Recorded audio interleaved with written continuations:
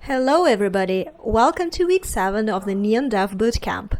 Today we'll continue talking about Solana Native SDK created by Neon EVM to add Solana Native UX into your EVM dApps so that your users could connect to your dApp written in Solidity with a Solana wallet.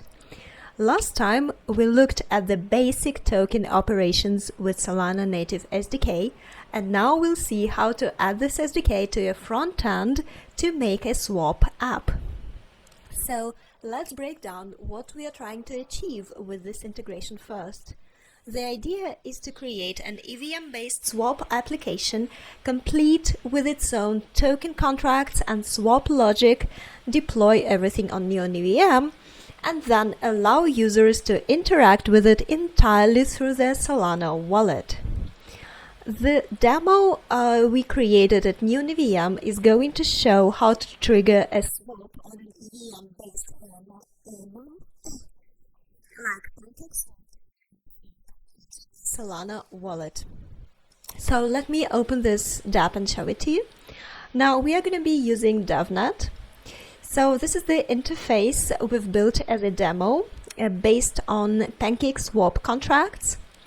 So now the wallet is connected. Then we have a usual swap interface where we can request to swap our USDC for wrapped Sol, for example. And we click to swap. And now the SDK creates a Solana transaction that contains several Neon transactions. Okay, we approve an amount of USDC and confirm. So now what happens is that first the Solana transaction gets written to the blockchain, and you can see it here. That's the transaction that puts the Neon transactions on the mempool. There it is. And then you see those Neon transactions on the Neon EVM mempool. And you see that they are picked up by the proxy bit by bit and then executed. And once they're executed, you can also see them in the Neon Explorer. So the swap was successful, and you can see that the values of my USDC token have been decreased and the wrapped Sol token has been increased. Now let's walk through the full lifecycle of a swap transaction using a Solana wallet to trigger a new EVM contract as shown in this diagram. We'll start with the left side where the user's unified account, that is their Solana wallet, manages two token balances, token A and token B. In this example, token A might be, for example, USDC, token B might be USDT or wrapped Sol as we've seen just now. Token A starts in the user's SPL account, and they want to swap it for token B using a DEX on Neon EVM, like for example Pancake swap that was used here in our demo. So first step is that we approve spending. The front end creates a Solana transaction that includes an instruction to approve spending. Specifically, it tells the ERC24 SPL contract that it can spend X amount of token A on behalf of the user. This approval is tied to the ATA, associated token account, that links the user's Solana wallet to their EVM-compatible address on Neon. This instruction is then signed by the user using their Phantom wallet or any other Solana wallet. The second step is to schedule an EVM transaction. So the same Solana transaction is going to include a second instruction. This one is to schedule the Neon EVM transaction. And this time we are going to define the actual swap logic. So basically the transaction says when this executes, call the Neon router contract, for example a Uniswap or Pancake swap style router, and swap my token A for token B using the Neon EVM address that corresponds to my Solana wallet. This scheduled Neon transaction is not executed immediately. Instead, it is placed onto an on-chain Solana-based mempool. At this point, the Solana transaction is submitted to the blockchain. It is signed, submitted, confirmed, and basically we've seen it on SolScan. And Neon Proxy then executes the EVM transaction. So when the Solana side transaction is complete, then the Neon transaction is also in the mempool. The Neon Proxy steps in and basically monitors the Solana blockchain for scheduled Neon EVM transactions. And when it sees one in the mempool, it picks it up and executes it on Neon EVM. So first, the router contract on Neon pulls token A from the user's EVM address, but behind the scenes, this is actually coming from the user's delegated Solana ATA because we are using the ERC24 SPL contract. And then the router performs the swap. Token A is exchanged for token B inside the liquidity pool. And finally, token B is returned to the user, not to their Neon address, but back to their native Solana account, specifically into their SPL token account for token B. So, and the final result, basically by the end of this process, the user's balance of token A is reduced by the amount you swap. The balance of token B is increased by the corresponding amount, and the entire swap was triggered by from Solana using Solana keys without touching MetaMask. So all swap logic, all liquidity management, and smart contract execution happened inside Neon EVM using Solana Wallet. Now, to make this work, we need several components. And here, let's go into the code and see how it's implemented. So first, we are going to need two ERC20 tokens. Let's say USDC and USDT, token A or token B. And then we need a swap ledger and a liquidity pool, similar to the kind used by Uniswap or Pancake swap. All this gets deployed to Neon EVM. And finally, we of course need a front end that lets the user initiate swap transactions. These transactions will be signed by Solana Wallet and submitted using the Solana Native SDK. So first, let's go to the scripts. The first script you'll run is called deploy tokens for the version 2. And this script deploys two ERC20 for SPL mintable tokens, token A and token B. Just a reminder, what makes these tokens different from ERC20s is they can be minted on demand and are compatible to SPL tokens.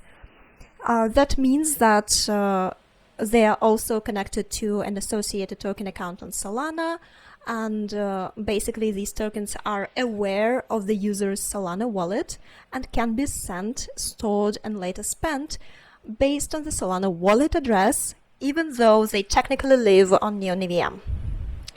So with this script, we create token A, token B pair, we provide liquidity for them, and now at this point, these tokens exist on Neon, but they haven't yet been minted to any user. So that's what we are going to do next. We are going to go into our mint token script so that we can mint the tokens. So once the script runs, your Phantom wallet will have a balance of token A and token B, not on Solana proper, but on Neon EVM mapped to your Solana account. So these balances can be viewed on Neon Scan. And now they are ready to be swapped.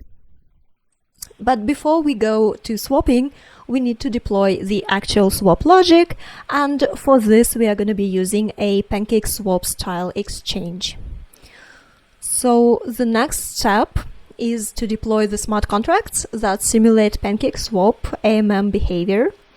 And so this script will deploy 3 core contracts. First, it deploys a dummy wrapped ETH contract. Even though we are not swapping ETH in this demo, Pancake swap style routers expect a wrapped ETH to be present, so we deploy a kind of a placeholder just to keep things compatible. Next, we deploy the Pancake factory contract. This is responsible for creating token pairs like our token A, token B pair, and storing the addresses for those pairs. Then we deploy the Pancake router contract, and this is going to contain the swapping logic. It lets users call functions like swap exact tokens for tokens, calculates routers, and interacts with the liquidity pool behind the scenes. And once deployed, these contracts are ready to receive liquidity and perform swaps. So now we need to create an actual liquidity pool so that users can trade. And this script approves token transfers from the user's account to the router, and then it calls the router's add liquidity function. So it uses the tokens we minted earlier, token A and token B, and adds an initial balance of both into the pool. And once the script runs, the AMM is already live. We have a token pair, a liquidity pool, and a router that knows how to swap between them. So at this point, everything on the smart contract side is ready. And now it's time to connect the front end so users can actually make swaps using their Phantom wallet. Now let's go into the swap front end integration. So the front end for this demo in the front-end swap UI folder, it's a white-powered React app that uses TypeScript and integrates with the Solana wallet adapter and the Neon EVM Solana Native SDK. By the way, you can also see Solana Sign SDK. This is the same thing.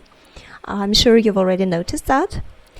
Now the key components in our front end here are the app file, which is the main wrapper that initializes the Solana wallet connection, then the swap state file, which contains all the React components for the swap interface.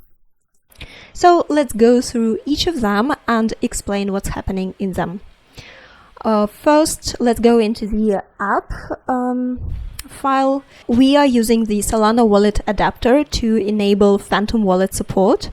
And inside this file, you'll see connection provider and wallet provider from Solana/wallet adapter React wrapping the whole app.